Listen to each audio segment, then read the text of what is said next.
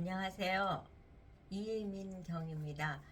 국회에서 보좌관 22년을 한 사람의 눈으로 보는 정치, 국회의원, 그 다음에 여의도 1번지를 소개하고 있습니다. 오늘은 이제 그 공식 선거 마지막 날이죠. 이제 내일이면 투표를 해야 되는데, 과연 우리가 그 욕하는 정치인, 그분들이 당선되기 위해서 캠프에선 어떤 일이 벌어지고 이 선거 기간 14일 동안 과연 무슨 일이 있었는지를 한번 돌아보는 그런 시간을 갖도록 하겠습니다. 여러분 좋아요, 구독, 알림 잘 부탁드립니다. 그럼 말씀 시작하겠습니다. 이제 우리가 살면서 14일이라는 기간이 길다면 길고 짧다면 짧고 사실 뭐 짧은 기간이죠.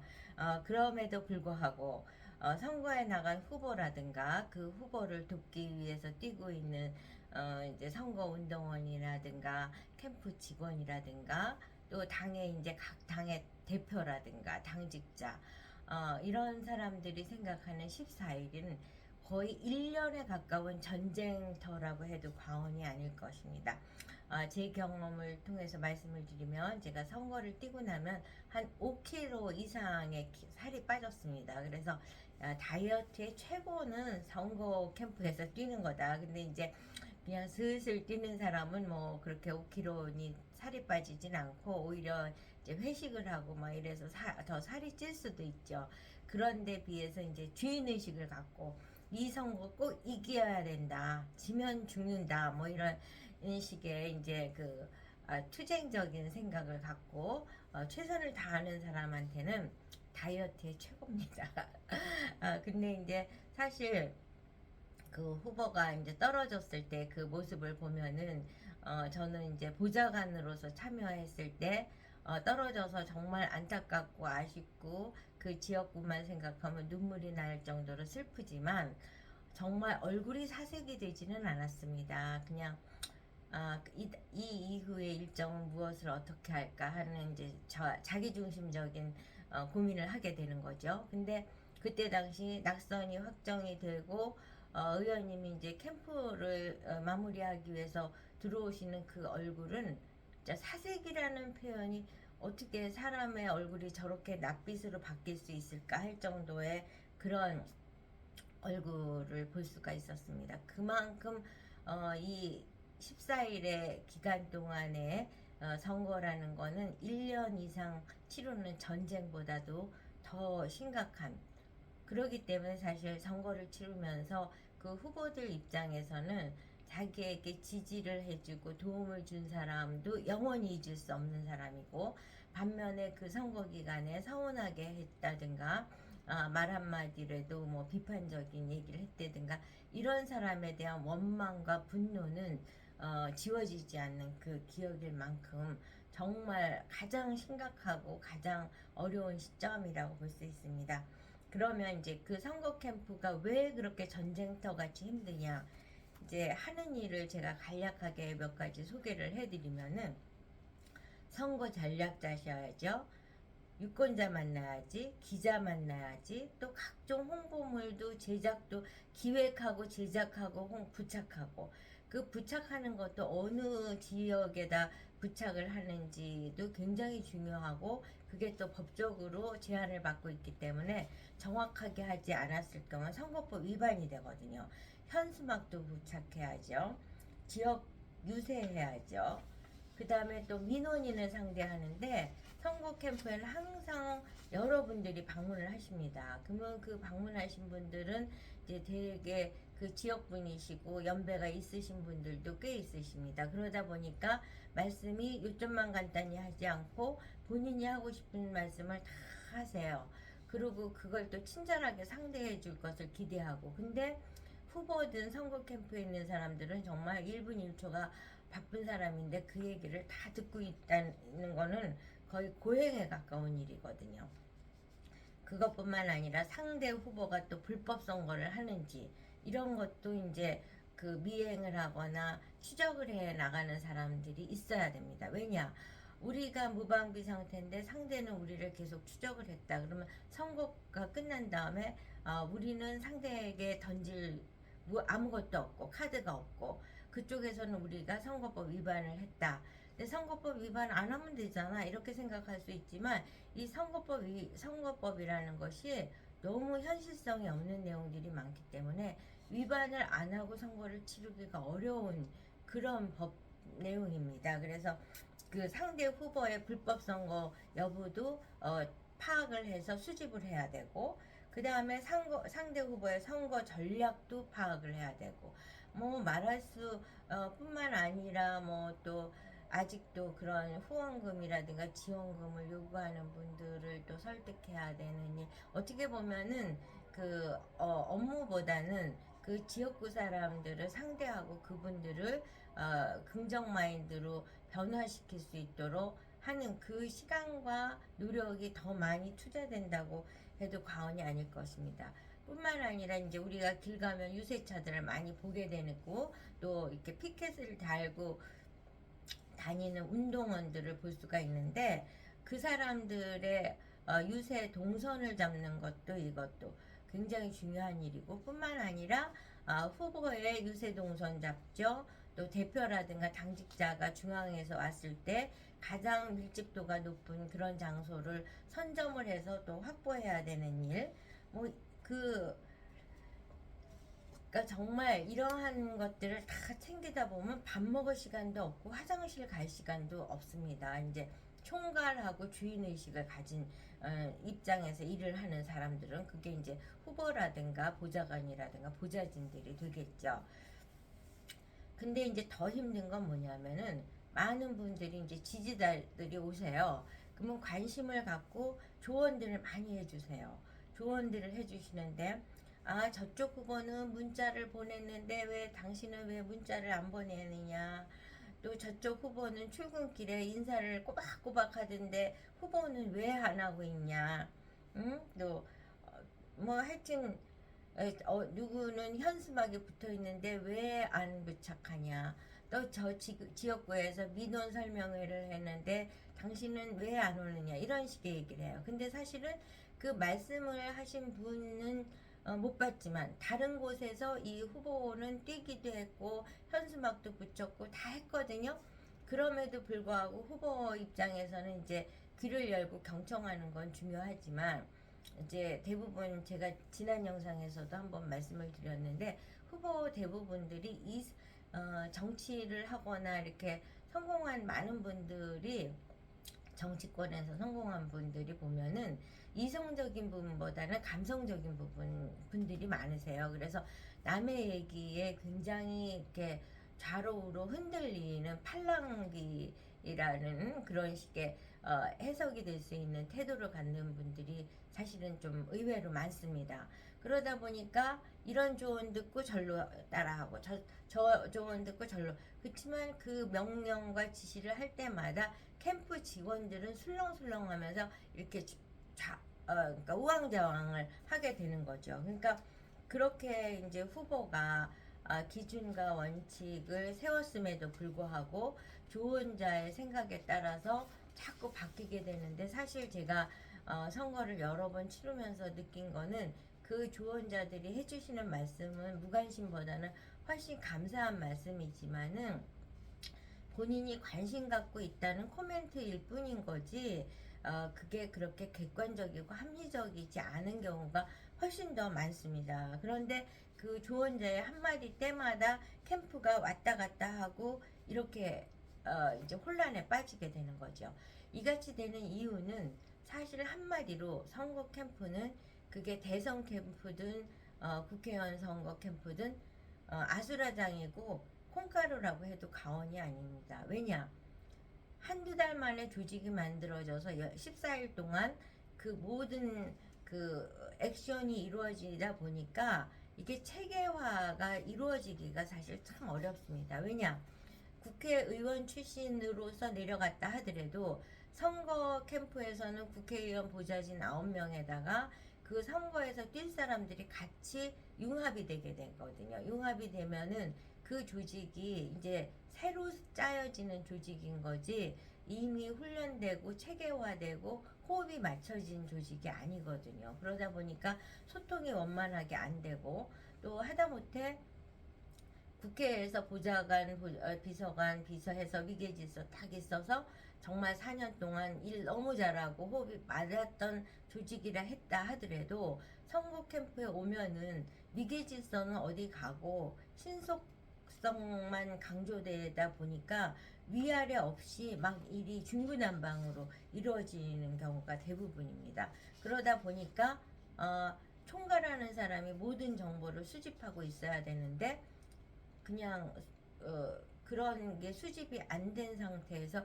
곳곳에서 일이 벌어지고 책임 안 지는 결과가 만들어지기도 하고 이렇게 해서 뭐 거의 14일 선거가 끝날 오늘 이 시점에는 거의 그 캠프에 있는 사람들이 지치고 탈진하고 서로를 신뢰하지 않는 분위기가 만연되어 있다고 해도 과언이 아닐 것입니다. 그래서 그 선거 캠프에 100개다 그러면 거의 99개는 제가 말씀드리는 그와 같은 현상을 지금 체감하고 있는 현실이고 그냥 뭐 한두 개 캠프는 우리는 호흡 너무 잘 맞아 환상적이야 뭐 이런 얘기를 할 수 있는 곳이 있을까?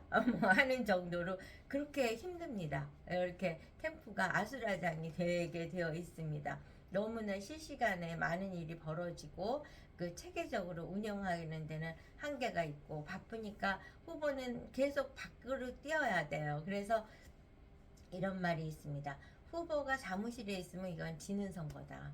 후보는 계속 밖으로 뛰어야 되는 거예요. 근데 그러니까 후보와 관계가 없이 또 괴리된 상태에서 후보는 후보대로 바쁘고 캠프는 캠프대로 바쁘는데 엇박자로 바빠서 모두 바빴지만 결과는 긍정적이지 않았다. 라는 이제 해석도 나올 수가 있는 거고요. 이렇게 이제 정말 피 튀기는 그 전쟁과 같은 하루하루를 보내서 이제 오늘이 마지막 날인데 사실 오늘 마지막 날은 그렇게 할 일이 많지 않습니다. 그러다 보니까 이제 조급한 마음에 문자만 계속 날리는 거죠. 문자.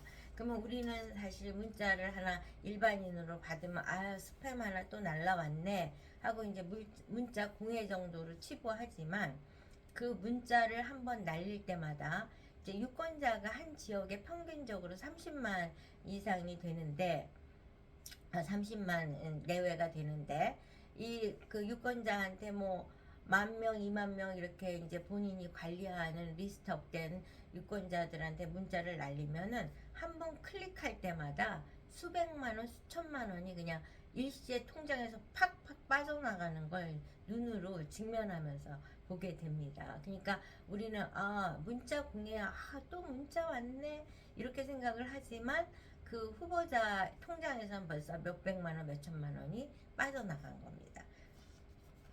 그러니까 제가 1988년에 국회 처음 들어왔을 때만 해도 그때는 선거 유형이 이제 식당에 가서 점심 대접을 하고 저녁 대접을 하면서 유권자 마음을 사고 그 다음에 홍보물을 뭐 많이 만들고 그래서 이제 인쇄업자하고 식당이 주로 돈을 벌었어요 선거 때는. 그리고 선거다 그러면 뭐 선거 특수가 있다 돈이 막 뿌려진다 이제 이런 사회적 그 분위기가 있었죠. 그런데 지금은 어떻게 되냐면은 초반에는 이제 선거를 어떻게 할 건지를 기획을 하기 때문에 기획사가 돈을 벌게 되고 기획을 한 다음에는 홍보물 만들어야 되니까 홍보 제작사가 이제 돈을 벌게 됩니다.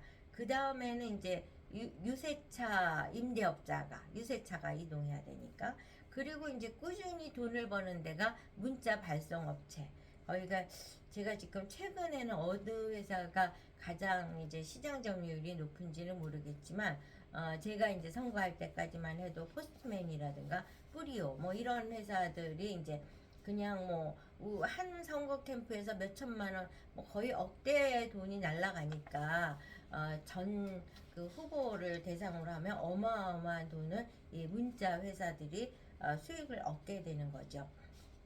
이렇게 해서 이제 선거를 마무리해 나가는 시점에서 보면은 아무리 절약을 했다 하더라도 과거에는 뭐 몇십억 썼다 뭐 이런 얘기도 있었지만 요새는 이제 공명선거다 뭐 이렇게 하고 선거 후에 15% 이상의 득점 한 사람은 이제 돈도 그 회수가 되고 이런 식으로 많은 제도가 바뀌어서 과거에 비해서는 돈을 많이 안 쓴다고 해도 2억에서 5억 뭐 이 정도의 돈은 이제 지출을 한다고 봐야죠. 그래서 이 선거 비용이 이렇게 산정이 되는데 득표가 15% 이상이 됐을 때는 이제 돈을 돌려받게 됩니다. 그러다 보니까 지금 사실은 후보들 입장에서는 초반에는 나는 당선될 거야. 당선돼서 국회에 입성할 거야. 이런 이제 목표를 가졌는데 앞만 봐도 당선되고 국회에 입성한다는 건 현실과 멀어진 것 같다라고 했을 때는 이제 그 후보의 마음속에는 입에다 내진 않죠. 마음속으로는 15%라도 그래서 내가 쓴 돈이라도 회수받자. 뭐 이런 식의 이제 소박한 생각을 하는 지금 후보가 꽤 많이 있으실 거라고 봅니다.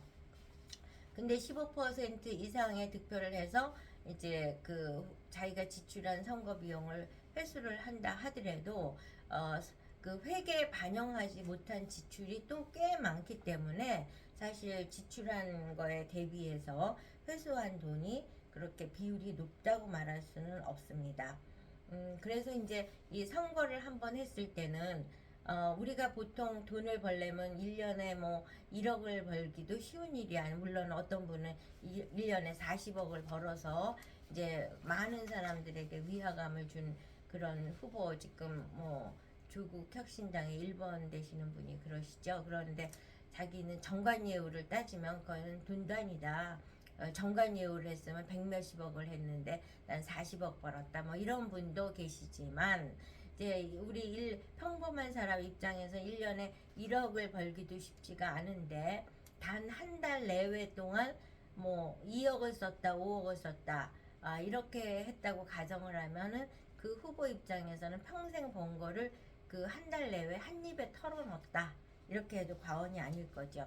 그러다 보니까 사실 국회에서 제가 보좌관을 하다 보면 저는 이제 국회의원 도전에 대해서 관심이 없는 보좌관이었지만 본인의 지향점의 꼭지점은 국회의원이 돼야 된다라는 보좌관들도 꽤 많이 있습니다. 물론 그 꿈을 실현해서 지금 극히 소수이긴 하지만 다선 의원까지 되신 분도 계시지만 거의 대부분은 이제 낙선의 보배를 마시는 거죠. 근데 낙선의 보배에 끝나는 게 아니라 자기가 그때까지 번 돈을 한 입에 털어놓고 지금 현재까지도 낙선한 이후에 5년 10년이 돼도 그걸 회복하지 못하고 있는 동료 보좌관들도 꽤 많이 보고 있습니다. 그래서 이만큼 우리가 선거에 도전을 한다는 거는 자기의 리스크를 감당할 수 있는 그와 같은 여러 가지 물질적으로 정신적으로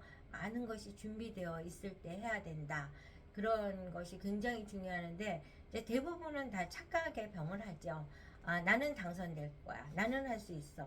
그래서 우리가 나는 할 수 있어. 뭐 이런 식의 자기 최면이 되게 중요한 건 사실이지만 그 최면을 걸음에 있어서 자기를 객관화시키는 거는 굉장히 중요하고 또 선거에서는 사실 자기를 객관화시켜서 그러는데 자기는 당선 가능성이 있다 하더라도 이 바람과 선거판의 그 출렁이는 그와 같은 그 뭐랄까 변수에 대해서는 사실 대응한다는 게 쉬운 일은 아닙니다.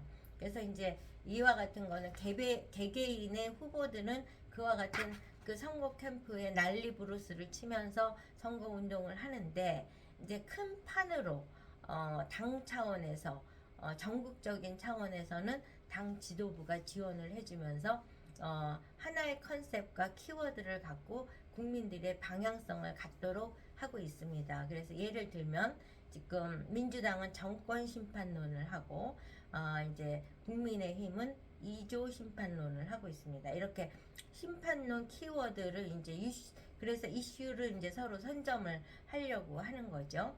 그 다음에 이제 우리가 지금 한 달 남짓한 이제 선거로 본격적으로 뛰어든 거는 뭐 14일 기간이지만 전후로 이제 선거 기간 동안 여러 가지를 보면은 전반부에는 공천 학살 분위기로 야당이 불리해지는 민주당이 불리한 분위기로 돌아갔고요.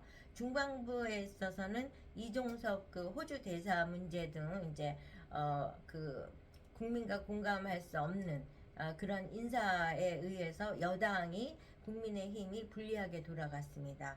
근데 이제 후반부에 들어서는 양문석 후보의 불법 대출 문제, 김준혁 후보의 막말과 같은 거 이에 대해서 이제 방임하고 있는 민주당의 태도 뭐 이런 거로 지금 또 새로운 이제 국면으로 전환을 한 거죠. 이렇게 한 치 앞을 볼 수 없게 역동적인 상황으로 이제 널뛰듯이 뛰는 선거 분위기 속에서는 사실 개개인 후보의 역량만 갖고는 헤쳐나가기가 쉽지는 않다는 점. 그럼에도 불구하고 사실은 우리 국민들이 저 사람은 좀 안 나왔으면 좋겠어. 저 사람은 너무 공감할 수도 없고 국민에게 부정적인 그 노이즈 마케팅으로 피곤을 누적시키는 장본인인데 왜 저 사람이 계속 정치권에서 저렇게 왔다 갔다 해야 될까? 이렇게 생각을 하지만 그럼에도 불구하고 그분이 계속 나오는 거죠. 그럴 때 유일하게 정치권에서 퇴출을 시킬 수 있는 방법이 바로 선거, 투표입니다. 여러분이 공감할 수 없고 우리 국민에게 부정적인 그 영향을 미치는 그분들을 퇴출할 수 있는 절호의 찬스. 이 찬스 그분들이 선거 캠프에서 정말 너무너무 고생을 했고 힘든 거 알죠. 그렇지만 그럼에도 불구하고 우리 국민이 답할 수 있는 정치에 대해서 답할 수 있는 유일한 순간은 바로 내일 4월 10일 선거 투표.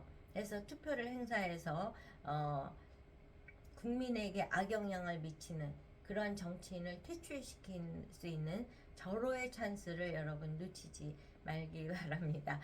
그러면 이제 왜 우리가 정치권에서 이제 그분들이 퇴출이 되냐? 그 이유는 정치 국회 여의도 1번지에는 기자가 수천 명이 계십니다. 요새는 이제 사실은 뭐 인터넷 신문이며 여러 가지 매체가 다양화돼서 아마 더 많지 않을까, 뭐 10,000명에 가깝지 않을까, 이럴 정도로 이제 언론인이 많다 보니까 국회에서 하는 모든 일거수일투족은 그 언론에 캐치가 될 수가 있습니다. 근데 이제 국회의원이 안 됐을 경우에는 그래서 이제 사실 지자체 그 단체장 되시는 분들도 굉장히 인지도가 높고 뭐 영향력이 있는 분이라고 하더라도 언론에 노출이 잘 안 되고 있어요. 그 이유는 지자체를 낮게 봐서가 아니라 거기는 여의도 1번지만큼 기자가 없기 때문에 이런 기사가 실릴 수 있는 기회가 없는 거죠. 우리가 연예인들도 자기 스스로 이제 작은 방송에서도 마이너 매체에도 등장을 하고 뭐 여러 가지 무대에도 뛰고 있는데 일반인이 만나면 요새 뭐해? 왜 요새 얼굴 못 보겠던데? 이렇게 말하잖아요. 그러니까 공중파라든가 시청률이 높은 방송에 노출되지 않으면 그 사람은 존재하지 않는 사람 같이 이제 우리가 해석을 하는 거와 마찬가지로 정치인 역시 국회의원으로 당선되지 않았을 경우에는 그 몇천 명의 프레시 앞에 있지 않기 때문에 그 정치인은 존재하지 않는 사람이 되는 것이고 우리 애기도 막 울을 때 무관심하면 지풀에 꺾여서 울음을 그치는데 너 왜 그러니 뭐 주면 되겠니 어디 아프니 이러면 더 세게 울듯이 정치인도 마찬가지인 것 같아요. 만약에 관심 갖고 언론이 프레시를 터지면 자꾸 그냥 더 센 발언, 더 심한 발언, 더 자극적인 발언으로 국민을 피로하게 만드는 그러한 그 관성을 갖고 부정적인 방향으로 직진하시는 정치인들이 있는데 그분들을 바로 이때 퇴출을 시켜서 여의도 1번지 후레쉬 앞에 쓰지 않도록 하고 그렇게 안 했을 적에 우리는 그 피로감으로부터 해방될 수 있다고 봅니다. 그래서 우리가 후보를 뽑을 때는 관심 가져야 되는 게 이분이 얼마나 의정활동을 잘하느냐도 굉장히 중요한 것 같고요. 도덕적으로도 또 어떤 발언이나 그동안의 행적을 봤을 적에 역사에 반하고 국민의 눈높이에 맞지 않는 행동을 한 것이 많았다. 그러면 그분은 앞으로도 그럴 가능성이 잠재되어 있다라는 해석이 될 수 있는 만큼 우리가 정말 언론 보도를 통해서도 조금 긍정적인 순화될 수 있는 그러한 인물이 많이 등장하는 정치권이 됐으면 하는 것이 우리의 바람이고, 그 바람을 실천할 수 있는 유일한 기회, 그것은 바로 4월 10일 여러분의 투표를 통해서 가능한 일이라고 생각합니다. 여러분, 우리 이번 4월 10일 선거에 피로감을 주고 부정적인 영향을 미치는 정치인을 퇴출시킬 수 있는 절호의 기회라고 생각하고 꼭 투표해서 잘 활용하실 것을 기대하면서 제가 오늘 영상 마치도록 하겠습니다. 네, 감사합니다.